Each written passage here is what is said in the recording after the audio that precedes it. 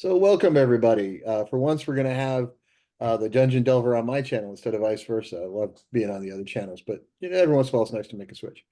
So he and I have been going back and forth all week on different D&D challenges, trying to take your top five of different things, what your traveling Wilburys of different D&D things, and we thought we'd do something a little different and discuss Tolkien versus George R.R. Martin.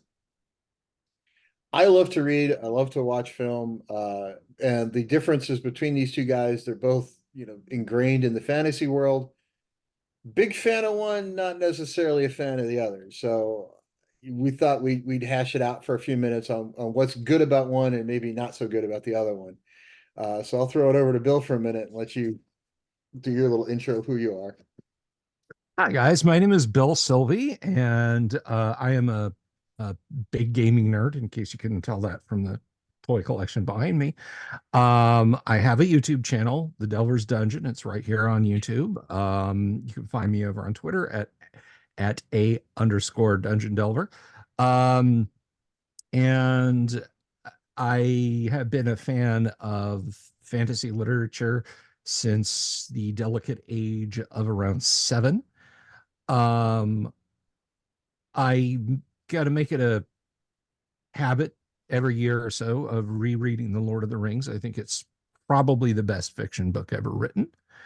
Um, I have read George R.R. Martin's earlier works. I have watched The Game of Thrones. I read a little bit of the books, The Game of Thrones, or excuse me, A Song of Fire and Ice. That's the name of the saga there.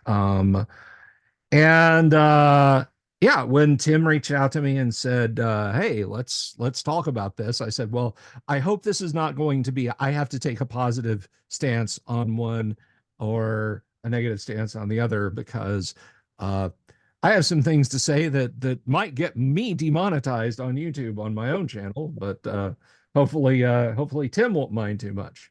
My channel's not monetized anyway, but yeah, to me, I think reading is very such sort of it's all a personal preference, right? Everybody has what they want to read, what they enjoy. But to me, the difference between a good book and a great book, and a reasonable book and an unreasonable book, is I can kind of hand it to just about anybody. And I'm not saying it all has to be kid friendly, but at least sort of things I'm willing to talk to my mother about, right? And let's just face it, George R.R. Martin was not something I was going to talk to my mother about on a regular basis. Um, Call me a prude if you want, but I think the incest part of that just, knocked it right out of the park. But it to me also it lends itself to a little bit of a different thing. So I've been around reading as an avid reader long enough. I've got a ton of old analogs and short story magazines laying around. And George R.R. Martin had some stuff in those as short stories. It was pretty good. It was back in the 70s and 80s, but it was pretty good. So he's a decent writer. But when it comes to Song of Fire and Ice, I don't know. It just nothing. I read the first couple of books, but when he got to like the third one and he got to like 7-page descriptions of every meal and he started like changing character names, I'm like, do I need like a spreadsheet and like a whiteboard with like chalk outlines and string running around to keep track of what's what? It took the fun out of it for me. It sort of got to the point where I was like, I can't even follow this. And I'm a relatively smart guy, but if I have trouble trying to remember who the hell it is I'm reading about because he decided to change character names on me, it just gets confusing. So, but whereas with like Lord of the Rings, I mean, I read this when I was a kid, and I probably got 6 copies of it now. This is sort of my nicer one, but uh, it to me, it's one of those stories that inspires you. It makes you think. It makes you sort of dive into your own creative juices and says, "Hey, look, that's kind of neat, and maybe I could kind of get involved in something that, I wonder what the next adventure is. I wonder what this is going to be." And when I was reading George R.R. Martin, I was really, okay, when's Tyrion going to score again? Right? That's really about the only interesting thing I kind of found going on. And I still think Tyrion should have won the Game of Thrones because he was the most fun one, and the entire Seven Kingdoms would have been far better off with Tyrion in charge. But that's beside the point. So I don't know what was it you disliked so much about it from the get go? Because you seem to have some very passionate dislikes about Song of Fire and Ice. Well, you know, all kidding aside, I don't want to go too negative. And let me just address one thing. You're absolutely right. If you go back, anyone, if you guys, if you're moderate George R. R. Martin fans and you want to read some brilliant short science fiction pieces, go. We have Google. Uh, Go out and pick up, and you can get them for pennies. Old copies of Analog, uh, and other publications that have got his short science fiction. The very first thing by George R. R. Martin I ever read was actually all the way back in high school. And I don't remember the title, but I got a book. It was the best short science fiction stories. And one of the very first one is by George R. R. Martin. It's about a scientist. He he just in like a page and a half setup, you come to realize that the world is suffering from massive overpopulation and food shortages and et cetera. And they've been put to finding a workable hyperdrive to go out and colonize other worlds. And he's getting stonewalled constantly by the administration, presumably NASA or whoever. Um, and he finally goes in and he demands to speak to his boss. And he says, you guys are wasting this stuff on ridiculous, side projects, things that are never going to work. You give me the budget and I'll get you a working hyperdrive. We can, we can go into hyperspace inside of a year. And his boss says, here's the thing. We know you can. We are looking to go faster than the speed of light. Hyperspace, light is slower inside hyperspace. Nobody can crack this nut. So, it just kind of ends on a downbeat, but I'm not doing it justice. It's a very good short story. So I have read some George R. R. Martin that I enjoyed. Uh, his Wild Cards books, the first two were great. And then I don't know, Tim, how graphic do you want me to be here Oh, knock describing? yourself out, man. You as much as you Uh, want. there is a scene about halfway through, I think the third book, when a character, the main protagonist of the book, performs a magic ritual that involves uh, pedophilic uh, uh, rape of a corpse. He literally, and Martin goes into some detail, not 3 or 4 pages of it, but at that point I was just like, I just want to stop reading these, and I did. Um, and I pushed it out of my mind that was that was a Song of Fire and Ice until a number of years later, because I read Wild Cards late high school, early college.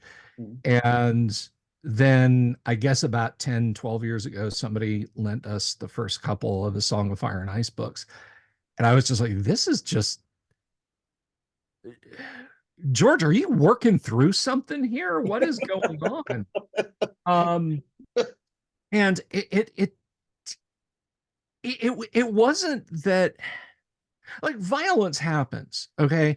There's a scene in the Lord of the Rings, and it's a scene, I call it the Meriadoc Brandybuck is not to be fucked with scene, because Pippin and Merry have been captured by the orcs. They're being taken to Isengard by Saruman's orcs. And Pippin is reflecting on the fact that the orcs just kept coming in waves, even after Merry had cut off several of their hands and arms. All right. Merry the Hobbit was killing multiple orcs to the point that Pippin could not easily keep track of them. There is violence in Tolkien's work. Uh, Extreme violence, yeah. he does not revel in it. But And his depiction, I will tell you though, his depiction of the orcs alone is enough to, if you've never read it, just the way he describes them before they start fighting is enough to just scare the crap out of you. yeah, oh, unquestionably. And um there's the orcs are the embodiment of the ugliness of violence and why it should be rejected and avoided. There's a scene far later in the book when Sam and Frodo are talking about trying to find food in Cirith after Sam rescues Frodo. Spoiler alert: Frodo lives. Um, when he says, well, I guess we'll have to find some food unless you think orcs don't have to eat or drink. If they've been made so they don't have to eat or drink, and Frodo comments that, well, no, they do have to eat and drink. They're mortal. Um, the shadow that bred them cannot create new things, just twist and mock. Um, and yeah, you're absolutely right. It should rightly scare the hell out of anyone. The depictions of the orcs, the depictions of violence. Tolkien does not, um, you know, he doesn't enjoy the deaths that he's writing, even when folk have things coming to them. Earlier on in Ithilien, when Sam and Frodo just uh, after they have met Faramir and his band of rangers in Ithilien, um, they ambush the rangers ambush this group of Southrons from Harad going to Mordor. Um, Sam sees a dead Haradrim. The fellow literally drops with a bunch of arrows stuck in him. Sam's first thought is, "Fuck yeah! I think I'm going to drop trow and pee on you." Sam pities him. He said, "Was he really a bad person to die so many leagues from home, or was he as much of a victim of Sauron's treachery? Would he not have preferred to have been at home with friends and loved ones, but to be driven this far to die for no reason?" Tolkien absolutely understood that there was necessary violence, but he didn't revel in it. He didn't use it as decoration in his books. If there was death and violence, it it made a point. And Martin, I don't I don't know George R. R. Martin's personal journey at all, but Martin just seems to just revel in the gore. Like, It's not just reveling in the gore. He wants to, it's like he purposely wants to offend somebody. He purposely wants people to find it disgusting, right? Because the gore is one thing, and that's one way to kind of freak people out. But oh, let's go kill a pregnant woman at a wedding. Okay, now we're just kind of reaching lowest common denominator, and I get why he did that. But yeah. okay, oh, now let's put incest. Let's put all this other stuff in it. Is he trying to really? Because there's a couple ways to gain an audience these days. And speaking as somebody who's written a couple of books, there's ways I would do it, and there's ways he's obviously done it successfully. He grossed a lot of people out, and a lot of people went, "Yay, I'm going to read this because it's really disgusting." Right? Mhm. And that's one way to go. Stephen King's built a career on that, and more power to him. But I tend to look at things a little bit differently. But writers as a group have a tendency to either be trying to make a point in their writing or try to work through some personal stuff. And George R. R. Martin, with all of his weird sex things that he's put in stories over the years, I think has some weird shit he's trying to work out. And I'm glad he did it on paper instead of in person, right? But he clearly was doing some of this as therapeutical instead of just trying to write a good story. Because I think he had some things he was just trying to get out of his head onto paper. And I think it comes across as, yes, it's been a very popular book. It was a very popular streaming series, but I think at least as somebody who's read more than 1,000 books in my lifetime, to me it kind of came across as not as much trying to make a point as Tolkien did, and Tolkien was trying to make a very clear statement on good versus evil.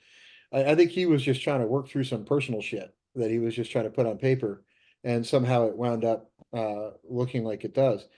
Um, because he has this very specific writing style, and you could tell the parts that he worked on that he really enjoyed working on, and you could tell the Mhm. parts he worked on where he was kind of like uncomfortable in a way, because some of it comes off very real, and some of it comes off very good, and some of it comes off very long-winded. But in other ways, you can kind of tell also where he's trying to get past it quickly, because the dude could go on for pages about this, a meal, or dude can go on for pages about a battlefield, but then he comes to something else, he skips across it in like 4 sentences, right? So he's got this weird writing style that just kind of bounced around, and it wasn't as consistent as some other authors. So to me, it kind of, I mean, I've read a couple of them until they got so long-winded, I just couldn't take it. And this comes from a guy who's read every Tom Clancy book. Uh, so, some of which are, 1,100 pages.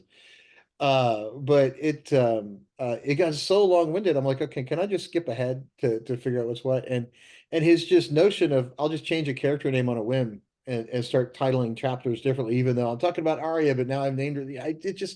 I couldn't keep up with all the detail, because he got so crazy about some of it. So to me, it kind of ripped me out of the story a bit and made me not want to continue.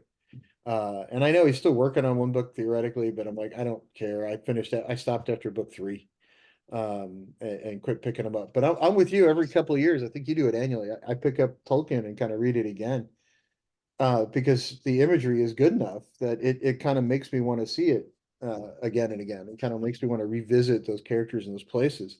But I don't really have a big desire to go revisit George R.R. Martin, even though I've seen the entire streaming series. You know, some people are like, oh, you should watch it again. I'm like, no, no, we're good. There's a couple of episodes in it that are some of the best fantasy stuff I've ever seen on screen. One of those, if you've seen it, is Battle of the Bastards. It's one of the most epic battle scenes I've ever seen recorded on video. It's fantastic. But if you want to watch the one episode, just pull up the one episode and watch it, right? I don't need to watch all however many seasons it was to get to that. Right. But there was a whole lot of stuff in there that I just, like, okay, got it. I don't care again. Um, uh, I will say that the bastard that was out torturing, what's his name, was pretty good. He was pretty deliciously evil. But there were a few things in it that I really enjoyed. But most of it, I was kind of like, after season one. Season one was great. I loved season one. Right, but after that, it was very hit or miss in a lot of ways, for me. But anyway, uh, it is what it is, as they say. So I think I agree with you. I love Tolkien, and I kind of tolerated George R.R. Martin, as far as I could tolerate him. But his early stuff I thought was much better than his later stuff. And I find personally that has occurred with some authors where they become, well known, they kind of become more famous, they kind of get dictatorial about what goes out in their books. And I think George R.R. Martin's reached that stage of his career where he can look at his publishers and his editors and go, no, no, we're not cutting that 100 pages. We're going to keep that because I want it. I don't want that change. And I think Clancy got to that point in his career somewhere around, The Bear and the Dragon, which just got obnoxiously long and so deep in technical details that the real story doesn't start till about 600 pages in, Yeah. which Yeah. kind of pissed me off in a lot of ways. Uh, Yeah. I, but it is what it is, as they say. And I think Tolkien is here to stay. I think George R. R. Martin will be forgotten about for 5 years. yeah, Uh, no, I agree with you. We're not we obviously, but I think literary uh study, and perhaps it'll be niche, right? I mean, certainly there are people who still study Chaucer, but probably not too many we know of, right? But there are people who still study it. But I would say in a century, Tolkien will still be studied. Martin's Penny Dreadfuls will not. They'll be public domain. I am sure whatever passes for visual entertainment will probably pick over the bones of them like the vultures that they are. But I don't. People are not going to go back and pore over it and and really look at the intricate design of it. And I honestly, um, I feel like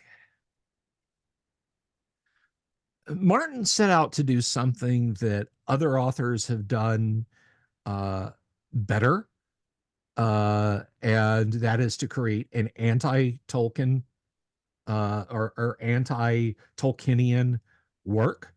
Um, and he seems to delight in it, and that's not, I'm not casting aspersions, and that's not ad hominem. I think when he knows he's slipping off the public radar, all he has to do is go into some kind of a public forum and say something that he doesn't like about Tolkien, and it gets people's hackles up. And then he gets quoted on Twitter and Reddit, and YouTube videos are made about it and everything. And people are like, oh, yeah, George R.R. Martin. And it generates a few tens of thousands more sales. Um, there's the famous quote about, well, I want to know what Aragorn's tax system was like. No, you don't. You absolutely don't. I have people all the time ask me, it's like, yeah, because having written 7 books now, I have first time authors that come up to me all the time. It's like, okay, so your main character, do they desire to have, like, I don't get in deep enough to say, look, I'm going to world build to the point where we're going to discuss my main character's desire to have children 10 years from now, right? That's not part of me writing a book. Yeah, Right. I think some people like that enormous backstory, and some people desire that, but I don't find too many wildly successful books that kind of dive that deep into like taxes and, you know, who's got what theory on life. No, nobody really was going to read through that. It just doesn't make sense as fiction. But I did want to ask you about your opinion on the adaptation by to the Lord of the Rings trilogy that came out, the series that came out, what, 20 years ago now? The Yeah. Peter Jackson Just stuff? a few years ago. Yeah, It just came out a few years ago. it's 20 years now or something, right? But Yeah, right. There's an absolutely wonderful young woman. She has a YouTube channel where she talks about many of the topics we've been discussing. And it startles me because she says, I saw the movies first when I was just a little child and I loved them. And that's what got me into the books. And I'm like, oh, oh. thank you. My portrait of Dorian Gray just turned another shade of wrinkle. Um, but all right. So the Jackson films, gosh, that is a complex thing with me. Um, I think it's best to approach this from the positive end of the telescope first and say, I absolutely appreciate that he was able to preserve as much of the book's integrity as he did, where he did, and where that integrity cleaved to Tolkien's works.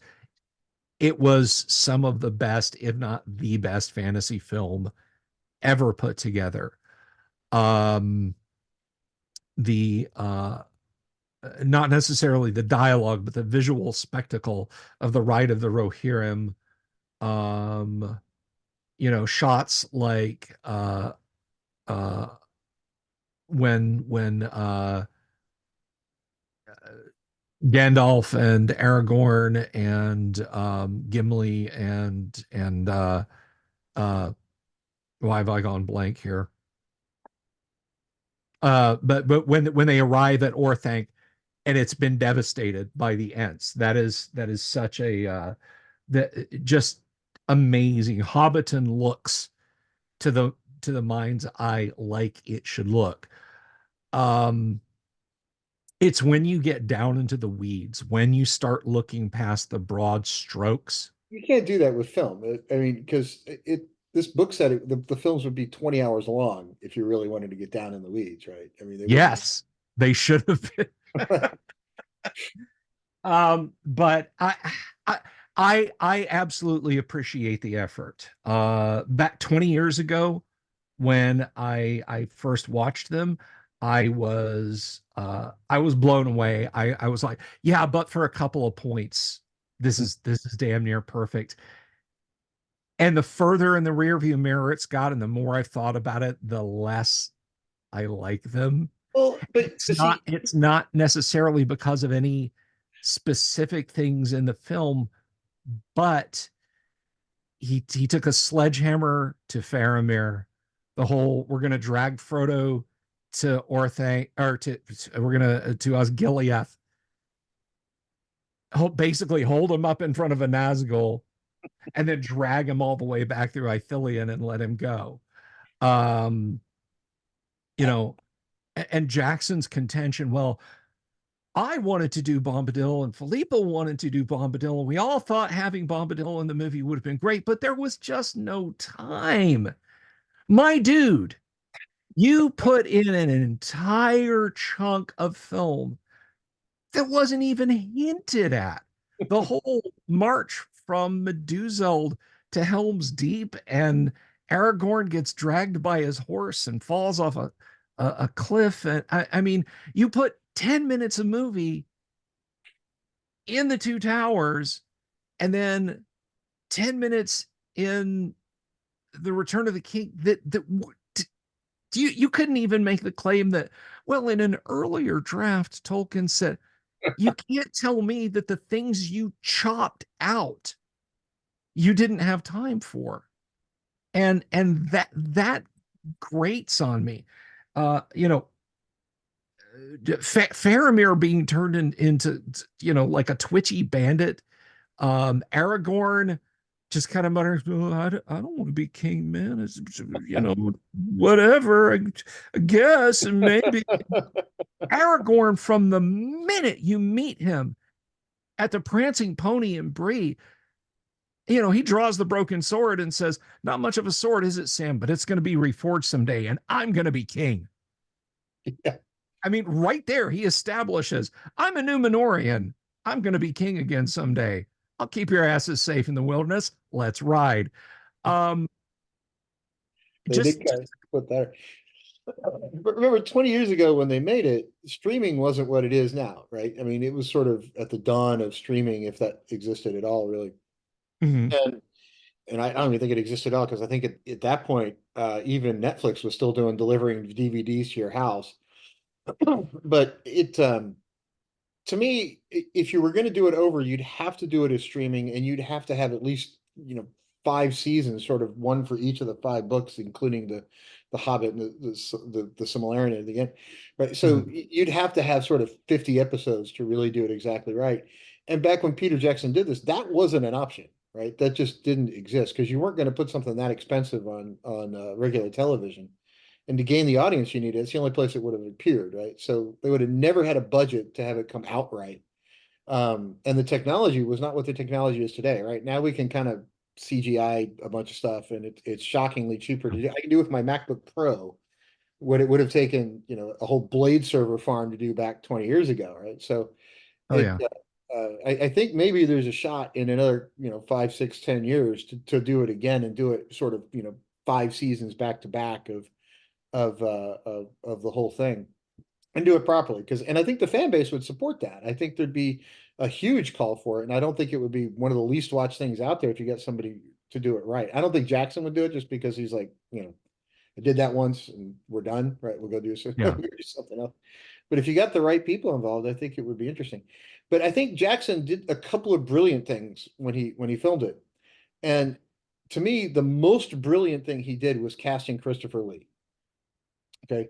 Yes. A man who knew J.R.R. Tolkien.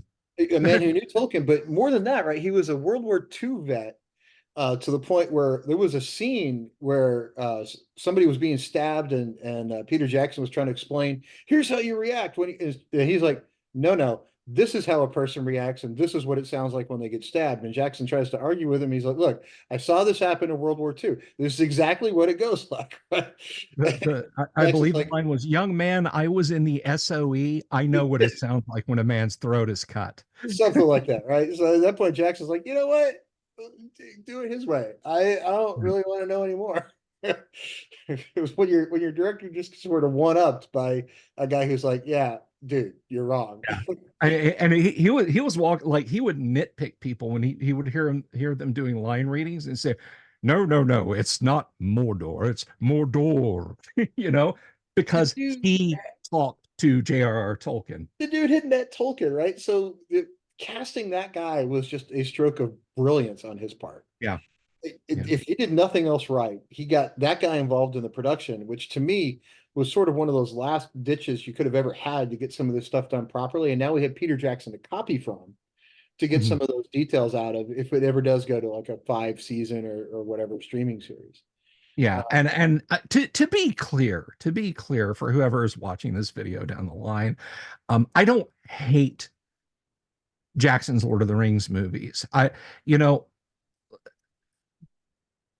if you take a step back, and Peter Jackson talks about this when he wanted to adapt the Lord of the Rings to film.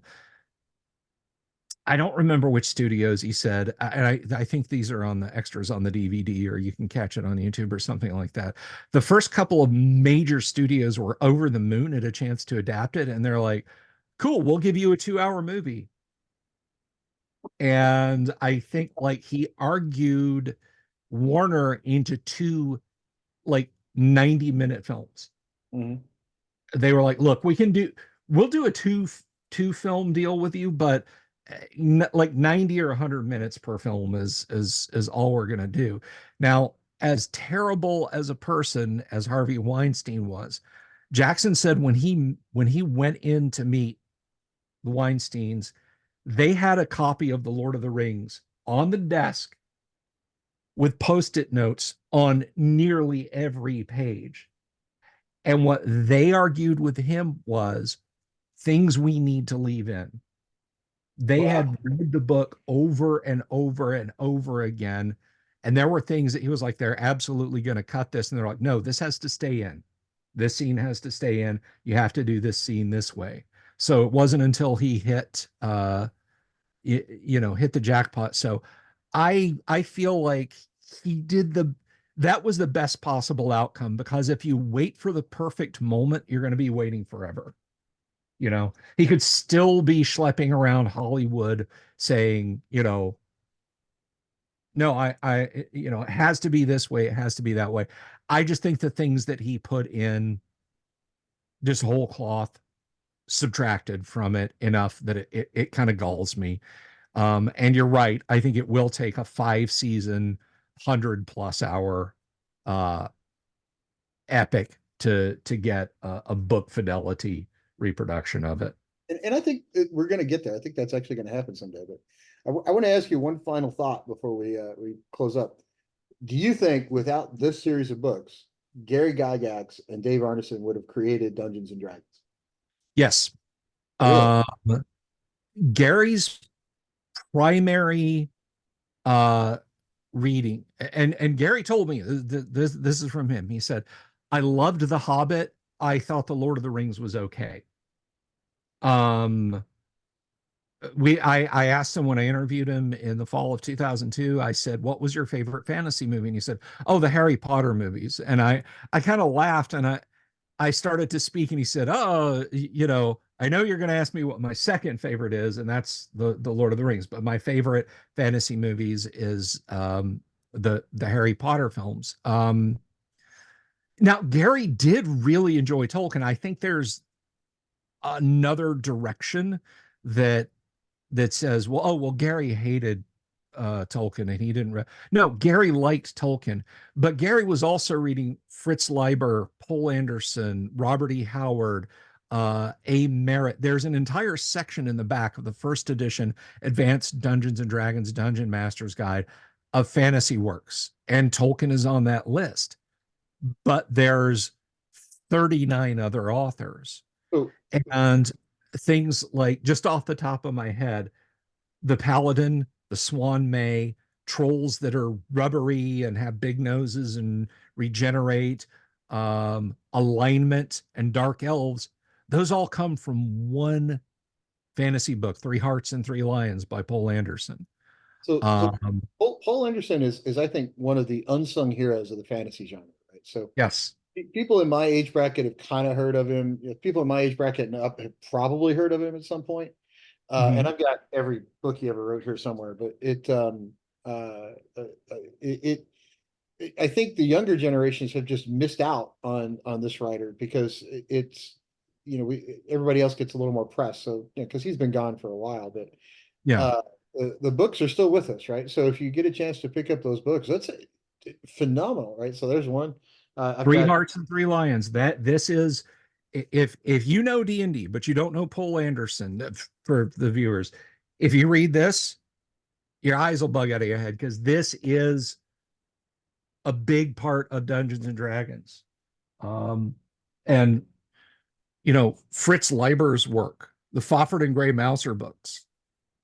Oh dear God, yes. But yeah, the think.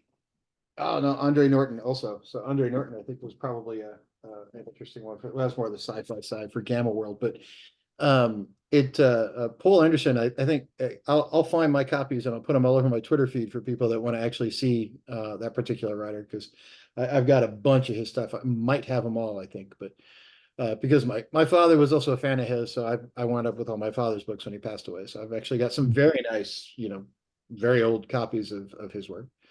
Uh, Nice. my kids get annoyed at me because I have the "you're not allowed to read it" copy, and then a copy you're allowed to read, right? So yeah, Right on. some of those paperbacks are getting kind of old. I don't know if I want to really risk having them read through again, but I'm enough of a nerd. I bought a second copy for people to actually read. So Yeah, I've got that. Just before we go, can I share a fun Andre Norton and Gary Gygax story with you? absolutely. So Andre Norton actually, she used to live like one suburb over from where I am until she passed away, and she lived down here in Central Florida for a long time. Gary actually came down to Florida to visit her in the 70s, and he played Dungeons and Dragons with her and her sons. Wow. Result of that session created the book Quag Keep, I which is the first ever Dungeons and Dragons novel. And the first ever Dungeons and Dragons novel is set in Greyhawk. So you Forgotten Realms fans, you Dragonlance fans, step back. The first D&D novel was set in Greyhawk. I actually have a copy of that book, and I will post it on my Twitter feed today and tag you, so you can Excellent. take a look at Excellent. that, because I actually do have that. And if you look at my shelves in my house, I've got books everywhere. There's sort of, last time I sort of took a rough stab at it, I think there's about 1,200 of them, and that's before you get to the analog collection and other crap. But it I've got all my Dragonlance and Forgotten Realms and other stuff books kind of all lined up, and they're sort of in publication order. Okay, I cut the series apart so Dungeon Dragonlance doesn't mix in with other stuff, but they're sort of in publication order of what kind of started to come out first. And at the very front of that line is Quiet Keep. So it's my Dungeons and Dragons section is very first book on that shelf is actually Quiet Keep, because it was very clearly Dungeons and Dragons. I mean, it is sort of the one that started the whole thing. I mean, I think the one that came after that was TSR published, with that I think kept the company alive for a long time, was the Dragonlance books by Margaret Weiss and Tracy Hickman. Oh, unquestionably. Uh, Unquestionably.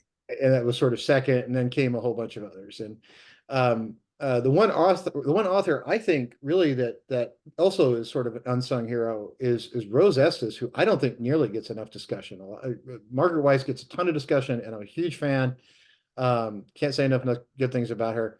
But I think Rose Estes also deserves a great deal of street cred in the space, just because of some of the work that she put forth over the years that doesn't get enough discussion today. But I'm going to change that on this channel. We're going to make sure she gets some attention. So Right on. we will leave it at that, and tell everybody that 5 days a week this guy streams live on his channel. And on Tuesday, I think I'm going to be sitting in on the first edition AD&D with a newly drawn up human fighter. So we've got some Right. hamburger meat to add to the equation. So I will submit my character to you sometime on Monday.